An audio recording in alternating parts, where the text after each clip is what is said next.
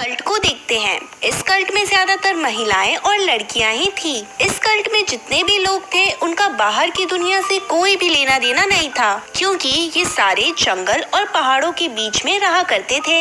इस पूरे कल्ट में केवल एक आदमी था जिसका नाम शेफर्ड होता है। शेफर्ड यहाँ का लीडर था और ये यहाँ पर जो भी कहता था महिलाएं इसकी बात बिना कुछ सोचे समझे ही मान लेती है। इस कल्ट में जितने भी औरतें रेड ड्रेस में थी वो सारी शेफर्ड की वाइफ थी और जो लड़कियां ब्लू ड्रेस में होती हैं वो शेफर्ड की बेटियां थी। शेफर्ड की जितनी भी वाइफ थी ये सब शेफर्ड की बात बिना कुछ सोचे समझे ही मान लेती थी, क्योंकि इनका मानना था कि शेफर्ड ही इनका भगवान है।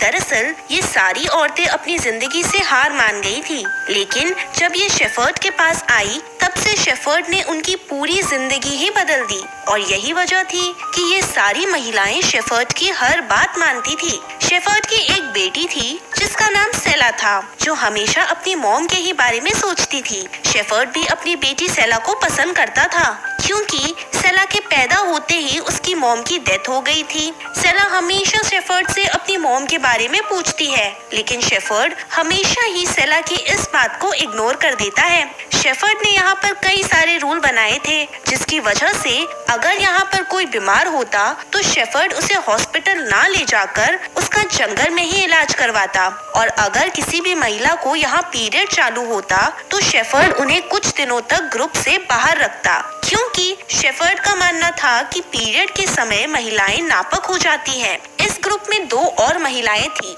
जिन्हें शेफर्ड के ग्रुप से बाहर रखा था, क्योंकि इनमें से एक औरत हमेशा ही बीमार रहती थी और दूसरी औरत शेफर्ड के नियमों का पालन नहीं करती थी। जो औरत शेफर्ड के नियमों का पालन नहीं करती थी उस औरत का नाम सारा था। शेफर्ड ने इन दोनों को अपने से थोड़ा दूर एक कैबिन में रखा था। इस गिल्ड में जितने भी लोग थे वो इनसे बात करना नहीं चाहते थे, क्योंकि उन्हें लग रहा था कि ये दोनों औरतें नापक है। एक दिन सेला जब अपनी बकरियां चराने गई थी तब सेला को यहाँ पहली बार पीरियड आता है।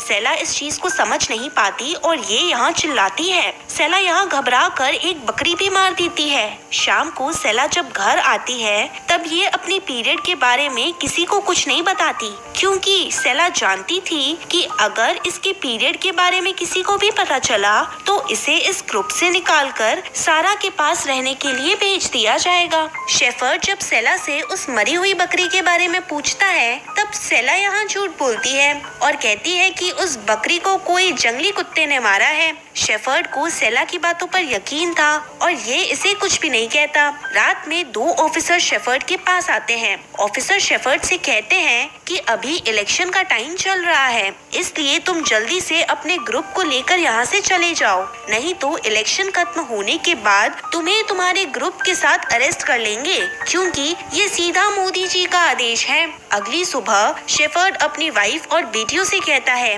कि अब हमें यहाँ से जाना होगा, क्योंकि अभी मोदी की सरकार फिर से बनने वाली है और मोदी जी नहीं चाहते कि हम इस जंगल में रहें। शेफर्ड की बात सुनकर उसकी वाइफ और बेटियां अपना अपना सामान लेकर शेफर्ड के साथ झारखंड की तरफ निकल जाती हैं, क्योंकि शेफर्ड अब झारखंड के जंगल में अपना ठिकाना बनाने वाला था। सारी और